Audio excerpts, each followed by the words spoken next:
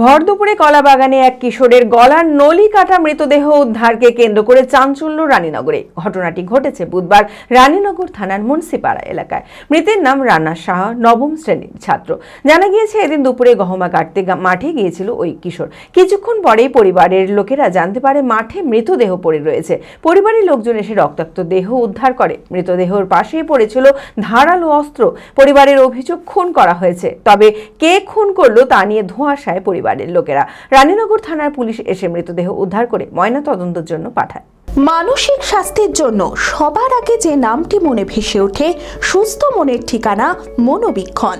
যোগাযোগ নাম্বার 7477799516। বুধবার দুপুরে গবাদি পশুর খাবার গহমা কাটতে মাঠে গিয়েছিল রানা শাহ। নবীপুর সরলাবালা হাই স্কুলের নবম শ্রেণীর ছাত্র রানা। মাঠে যাওয়ার কিছুক্ষণ পরেই হঠাৎই পরিবারের লোকেরা জানতে পারে মাঠে মৃতদেহ পড়ে রয়েছে। পরিবারের লোকজন মাঠে ছুটে এসে রক্তাক্ত দেহ উদ্ধার করে। ঘটনাকে কেন্দ্র করে ব্যাপক চাঞ্চল্য ছড়িয়ে পড়ে রানীনগর থানার মুন্সিপাড়া এলাকায়। রানার মৃতদেহের পাশেই পড়েছিল ধারালো অস্ত্র। পরিবারের অভিযোগ খুন করা হয়েছে তাকে। ওই আমরা মাঠে শুনলাম যে কলার ভেয়ে ললি কেটে ফেলে দিয়েছে। দিয়ে আমরা গেলাম মেলাক্ষণ পর, দিয়ে দেখলাম অনেক লোক ছিল ওখানে, সবাই দেখছিল। কি পর্যায়ে পড়েছিল? এই পড়েছিল, এটা গোটা কেটে দিয়েছে। হ্যাঁ, ভাই সেটা তার পাশে পড়েছিল।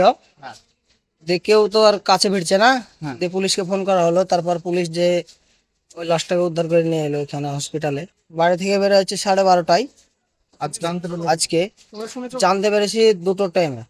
বাড়িতে বললো গহমা কাটে নিয়ে আসছে। দেবের মাঠে যে তো কার সাথে কি করেছে না করেছে ওই জানে, সেটা তো আমরা বলতে পারবো না। কি মনে হচ্ছে, হয়তো কেউ কেটে ফেলাচ্ছে, এটাই রাগারাগি হয়তো তার মনে থাকতে পারে, কারোর মনে। কোনো ঝামেলা আমরা দেখিনি। স্কুলে পড়াশোনা করতো 15। কোন ক্লাসে পড়তো? 9। নইপুর সরলাওয়ালা। তবে কে আর কি কারণেই বা ওই কিশোরকে খুন করলো তা নিয়ে ধোঁয়াশায় পরিবারের লোকেরা।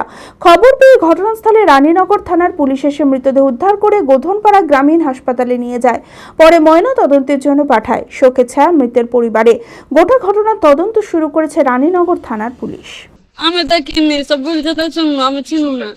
শুনবো বলছি গোরস্থানের পাশে আজকে গহমা কেটে দিয়েছিল 1 ঘন্টা আগে। সকালে? না 1 ঘন্টা আগে। B care institute of management and technology ভর্তি চলছে civil, mechanical, electrical, electronics and telecommunication engineering কোর্সে। শিক্ষাগত যোগ্যতা: প্রথম বর্ষে ভর্তির জন্য মাধ্যমিক পাস এবং দ্বিতীয় বর্ষে ভর্তির জন্য বিজ্ঞান বিভাগে উচ্চ মাধ্যমিক পাস অথবা উচ্চ মাধ্যমিক ভোকেশনাল পাস। খুবই অল্প খরচে পড়ার সুবর্ণ সুযোগের সাথে রয়েছে স্কলারশিপের ব্যবস্থাও। রয়েছে বাস পরিষেবা ও হোটেলে থাকার ব্যবস্থা। আইটিআই পাস ছাত্রছাত্রীদের দ্বিতীয় বর্ষে সরাসরি ভর্তি চলছে। মেধাবী ও আর্থিক দিক দিয়ে পিছিয়ে পড়া ছাত্রছাত্রীদের জন্য রয়েছে 20% বিশেষ ছাড়। ঠিকানা NH 34 এর কাছে, কানফালা, নবগ্রাম, মুর্শিদাবাদ। যোগাযোগ নাম্বার 08967158821।